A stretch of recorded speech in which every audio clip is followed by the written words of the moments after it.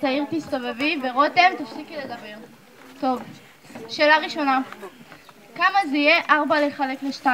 מה לחלק? מה זה משנה? משנה מאוד. למשל תפוחים. מי אני אחלק אותם? או עם שירה, או עם רותם, או עם תאיר. אפשר עם שירה? בסדר. זה יוצא לשירה 1 ולי 3. למה? כי שירה חייבת לי תפוח 1. רותם, גם את יודעת לחלק תפוחים? לא, אני יודעת גם תזיפים. תחלקי 6 זיפים עם תאיר. כל 6 לתאיר. למה? כי אני לא אוהבת תזיפים. המורה! כן, תאיר. אפשר לשאול שאלה שלא קשורה למתמטיקה? כן, אפשר. זה באמת נכון שפעם כל בני אדם היו קופים? כן, זה נכון.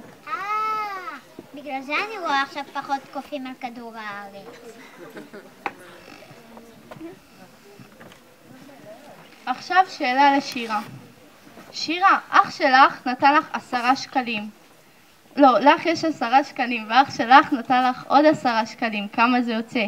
10 שקלים. מה, את לא יודעת מתמטיקה? אני יודעת, פשוט את לא מכירה את אח שלי. טוב, שאלה אחרת. אמא שלך קנתה קילו סוכריות, ואבא שלך קנה עוד 2 קילו סוכריות. לאן? לקחת את הסוכריות.